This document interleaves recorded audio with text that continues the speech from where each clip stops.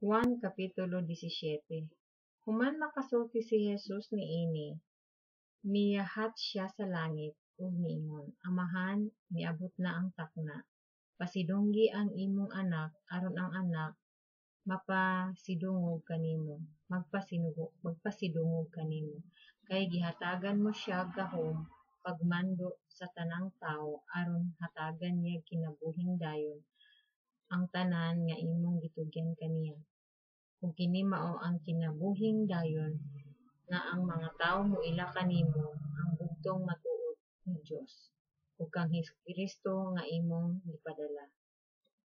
Gipasidunggan ko ikaw dinhi sa kalibutan ug gihuman ko ang imong gipabuhat kanako. Karon Amahan, pasidunggi ako diha sa imong pagpakig-uban kanako sa dungog nga akong gihuptan uban kanimo sa wala pa buhata ang kalibutan. Gipaila ko ikaw sa mga tawo nga imong gikuha gikan sa kalibutan ug gihatag mo kanako.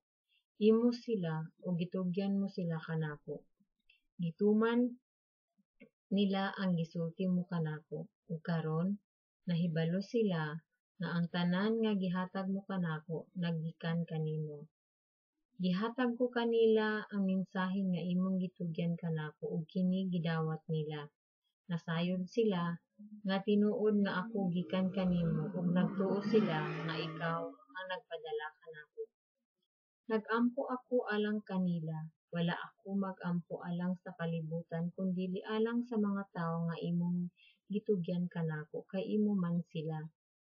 Ang tanan nga akoa imo ug ang tanan nga imo akoa, ug diha kanila gipasidunggan ako. Ug karon moanha ako kanimo, dili na ako magdugay dinhi sa kalibutan apan magpabilin sila dinhi. Balaang Amahan, bantay sila diha sa gahom sa imong ngalan, ang ngalan nga imong gihatag kanako. Aron sila mag-usa ingon nga ikaw ug ako usa lamang. Samtang ako uban pa kanila, gibantayan ko sila pinaagi sa gahom sa imong ngalan, nga ang ngalan nga imong gihatag kanako. Gibantayan ko sila ug walay usa kanila nga nawala, gawas ni adtong tawo nga nawala gayud, aron matuman ang kasulatan. Ug karon moanha ako kanimo ug gisulti ko kining mga butanga dinhi sa kalibutan aron malipay sila pag-ayo duyog kanako. Gihatag ko kanila ang imong mensahe ug gikasilagan sila sa kalibutan kay dili man sila iya sa kalibutan, ingon nga ako dili iya sa kalibutan. Wala ako maghangyo kanimo nga kuhaon mo sila gikan sa kalibutan, kundili nga bantayan mo hinuon sila batok sa yawa. Ingon nga ako dili iya sa kalibutan, dili usab sila iya sa kalibutan. Himua silang imo gayud, pinaagi sa kamatuoran, ang imong pulong kamatuoran. Gipadala ko sila sa kalibutan, ingon nga ako imong gipadala nganhi sa kalibutan. Ug tungod kanila gitugyan ko ang akong kaugalingon nganha kanimo aron maimo usab sila. Wala ako magampo alang lamang kanila, kundi alang usab niadtong motuo kanako tungod sa ilang mensahe. Nagampo ako nga mausa unta sila, Amahan, mausa unta sila dinhi kanako. Ingon nga ikaw ania kanako ug ako anaa kanimo. Aron motuo ang kalibutan nga ikaw mao'y nagpadala kanako.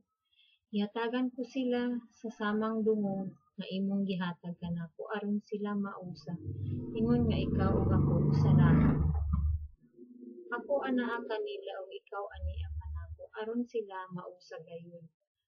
Ug sa ingon masayod ang kalibutan nga ikaw nagpadala kanako ug nga nahigugma ka kanila. Ingon nga ikaw nahigugma kanako. Amahan, gihatag mo sila kanako ug buot ko nga bisan asa ako atoa usab sila, aron makakita sila sa akong himaya, ang himaya nga imong gihatag kanako, kay nahigugma ka man. kanako, bisan sa wala pa buhata ang kalibutan. Amahan nga matarong, ang kalibutan wala makaila kanimo, apan nakaila ako kanimo, ug kini sila nasayod nga ikaw ang nagpadala kanako.